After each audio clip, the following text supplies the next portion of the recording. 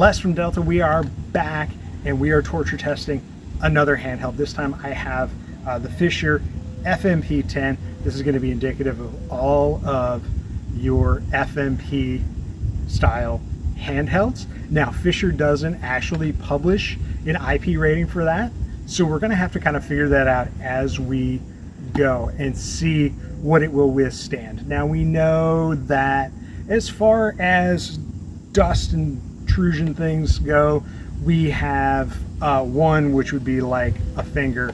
Obviously, that's not getting in there. Anything smaller like wires, the tip of the probe, nothing like that is going in here. So really we're going to be talking about some larger dust, dirt, granules. So let's test that out. You're good.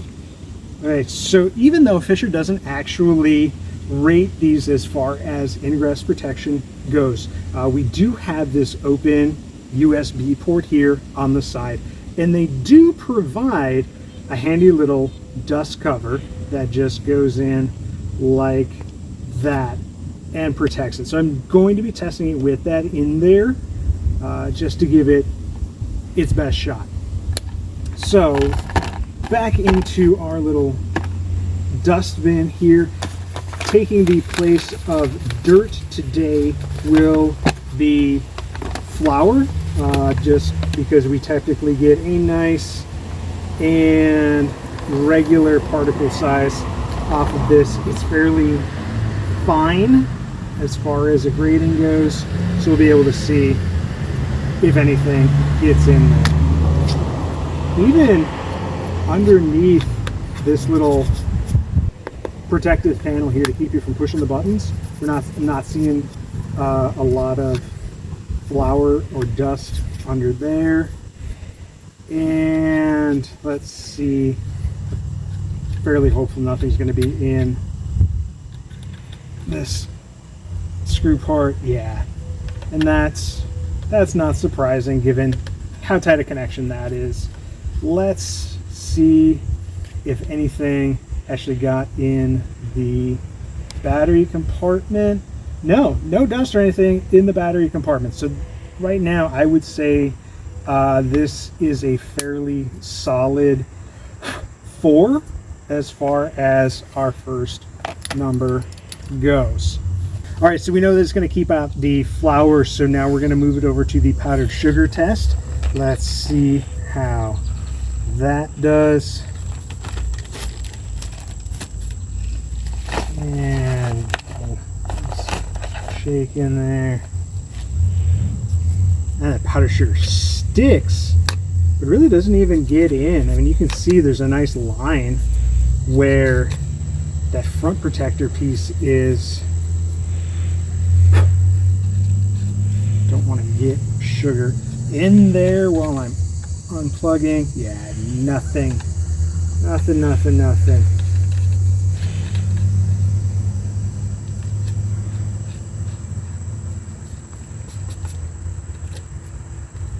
It's just caked into our battery compartment. Okay, so there is some down in here. I don't think, actually I know this stuff here on the batteries did not fall in, that's so far in there.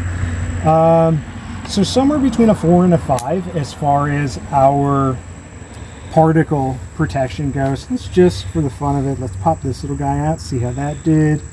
That, you know, for just being just a little chunk of rubber that plugs in there, that did a really nice job. Well, let's see if we can clean it off. So when we start talking about our water protection, it's different amounts of water. So a little indirect spray, a little mist action there. Let's see.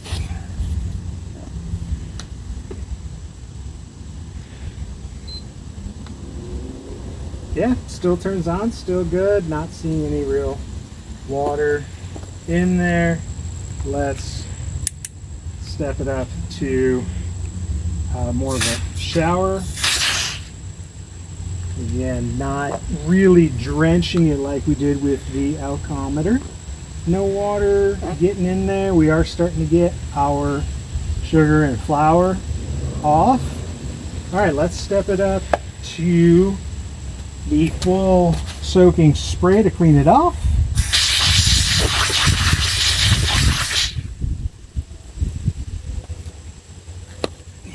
What are we doing here?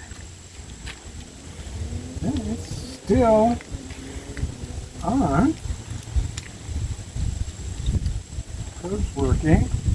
Let's see if we can. All right, let's just do a quick check to see how this works. 0.94 on a 0.89. 0.91. Yeah, we're good. This is taking nice readings. We're not getting any kind of errors. Let's give it the dunk test. And here we go. 3, 2, 1. Oh, come on in on this for just a second here. Surprise feature, it's buoyant, so you don't have to go all the way down to the bottom and fish it out. So that seems to me, that seems to me like a good sign, but it restarted. Oh, our batteries must have gotten wet because it's not working. Ooh, oh dear. Okay, so buoyancy did not keep that out. Ooh, but it came back though. I bet we put this in a little rice, it'll start working again.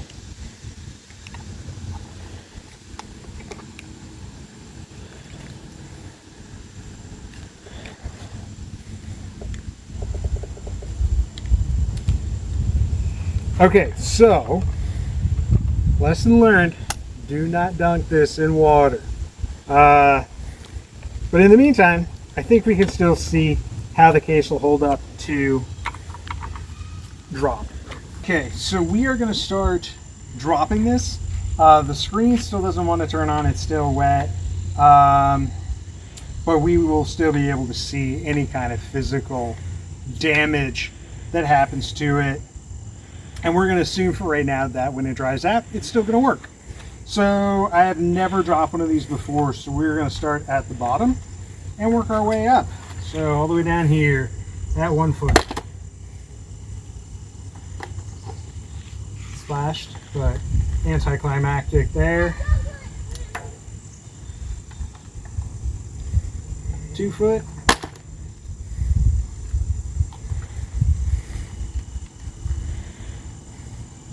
All right, 3. This is where we started the Elcometer from.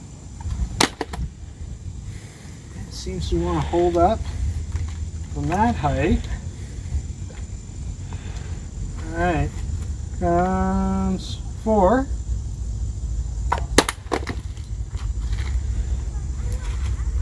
It's hard to gather up the cable and drop it without getting it tangled on my hand or throwing it.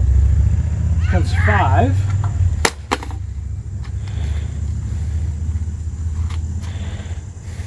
And we are starting to get some blemishes on the case itself. I don't know if you can see this, but we've got a little bit of tarp jammed in there. Purely cosmetic, I would say, but still more than we have seen with the Elcometer. Coming up from 6, I want that as a bunker.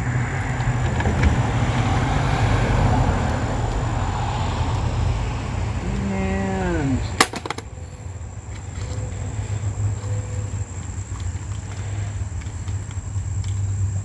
no damage, no difference. Would love to see if the screen is cracked, but it doesn't look like it from here. All right, here comes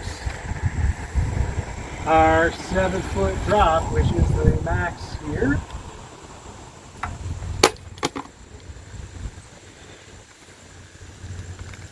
Okay, that one definitely did a bit more where our probe connection actually fits in. That is broken away. See, that just peels off. And I know without this probe in there, this will actually just kind of pop out and flop around. It would possibly still work, but I would worry about now the integrity of that probe connection. So doesn't go past 7-foot mark. So we made it up to 7 feet before. I wouldn't call this a catastrophic failure, but I would definitely say after this point, I would be very worried about the integrity of the probe jack. Probe still looks to be okay, but obviously if we mess up this connection, you're not taking any readings. I'm gonna let this sit in some rice overnight, see if it wants to turn back on after we dry it out. I'll let you know. So now if we can see this or not, if this is coming up. I haven't even actually had a chance to put it in anything to dry it out. But our screen has kicked back on. It does seem to be working. So it really did just need to dry out just a little bit. Still would not recommend dropping it in a bucket of water. But it looks like it'll recover after that.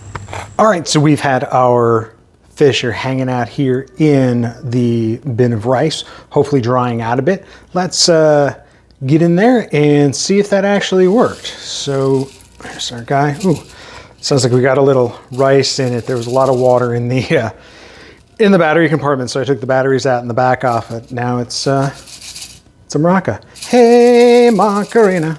Ooh, it's coming out nice. That's fine.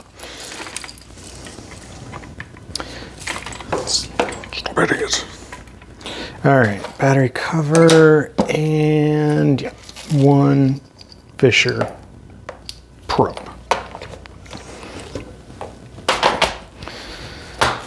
All right, let's put some fresh batteries in here.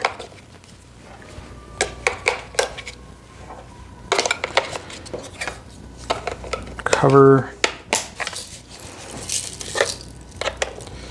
Probe back in. Better look at where that plastic broke off. This does feel like it is actually holding on tightly though, so I'm not as concerned, but it's still concerning that it is a bit loose.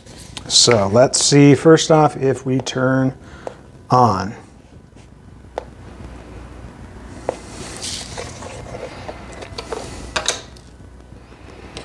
Not turning on. Double check our batteries. All right, looks like we've gotten a little bit of corrosion down there on the contacts. I'm gonna see if I can't clean that off, see if it will make a difference. All right, let's see what that did.